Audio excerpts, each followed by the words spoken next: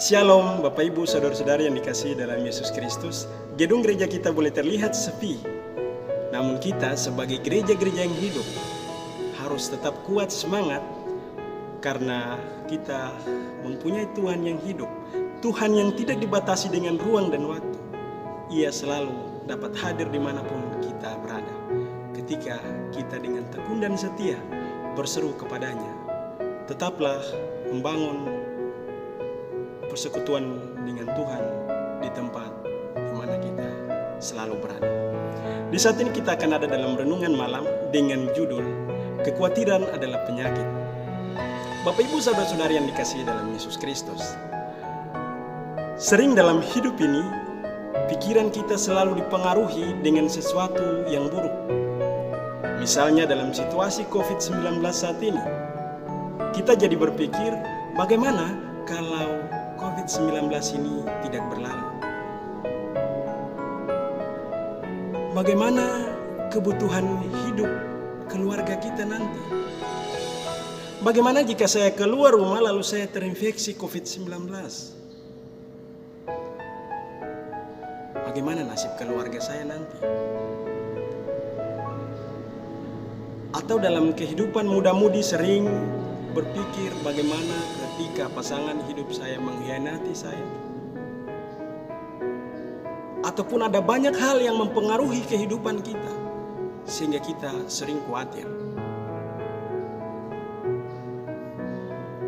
Bapak Ibu Saudara-saudari yang dikasihi dalam Yesus Kristus, wajar jika kadang-kadang kita berpikir seperti itu, sebab kita memang berantisipasi dan memperhitungkan berbagai kemungkinan yang buruk. Namun jika sering bahkan selalu berpikir begitu, pertanda kita khawatir yang berlebihan, dan itu merugikan diri kita sendiri. Khawatir adalah perasaan cemas yang kuat. Khawatir timbul pada saat kita membayangkan kemungkinan yang buruk. Kita diliputi suatu ketidakpastian terhadap apa yang akan terjadi. Apa kelakuan atau kebiasaan khawatir bisa dirubah? Tentu saja bisa. Memang susah, namun dengan perjuangan yang panjang, kita mampu mengubah kelakuan kita sendiri. Yang pastinya dengan selalu meminta pertolongan dari Tuhan, Sang Pemberi hidup ini. Khawatir adalah perasaan yang selalu merugikan kita secara psikis. Kita jadi gugup, cemas, dan gelisah. Akibatnya konsentrasi kita terganggu, kinerja kita pun merosot. Misalnya dalam aktivitas atau pekerjaan Bapak Ibu sehari-hari, ketika diliputi dengan rasa khawatir, pastinya semuanya tidak berjalan secara maksimal.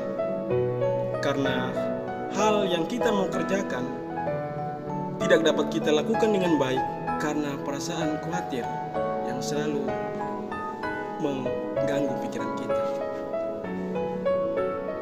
Kerugian secara fisik lebih terasa lagi.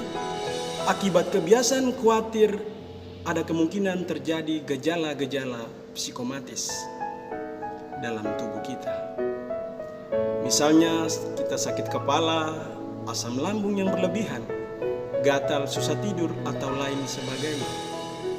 Seringkali penyebab kekhawatiran itu bukanlah kejadian itu sendiri, melainkan masa sebelumnya. Misalnya di tengah situasi COVID-19 dengan berbagai gejala yang telah kita ketahui bersama. Lalu ketika ada di antara kita yang mulai merasakan gejala-gejala seperti COVID-19, kita mulai khawatir, ketakutan, dan sebagainya. Tapi ketika pada saat periksa hasilnya negatif, dengan sendirinya kita telah membuang begitu banyak energi hanya karena khawatir yang berlebihan. Bapak Ibu yang dikasihi dalam Yesus Kristus, segala penderitaan kita akibat kebiasaan khawatir itu ternyata tidak memberi manfaat apapun. Itulah yang dimaksudkan oleh Yesus ketika ia menantang dalam Injil Matius pasal 27 yang berkata, "Siapakah di antara kamu yang karena kekhawatirannya dapat menambah sehasta saja pada jalan hidupnya?"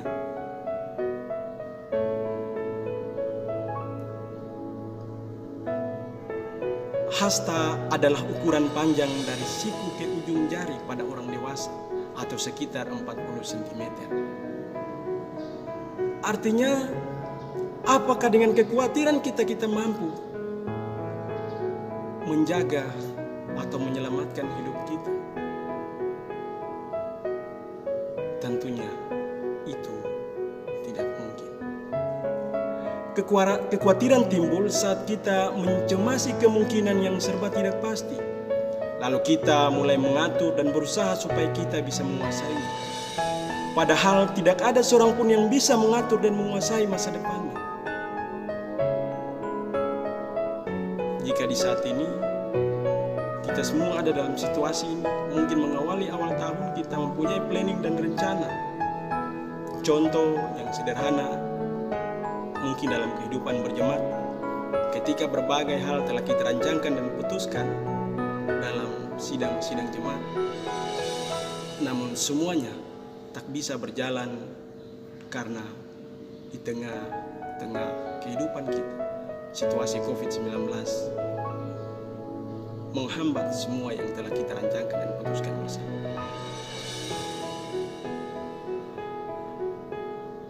Oleh sebab itu, Yesus menyuruh kita untuk berhenti dari upaya untuk mengatur hari depan.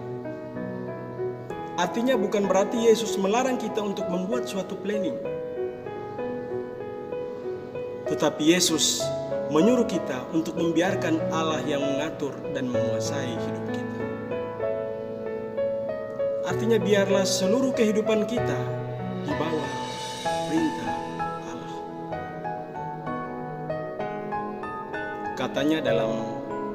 Kata Yesus dalam Injil menurut Matius pasal 6 ayat 33.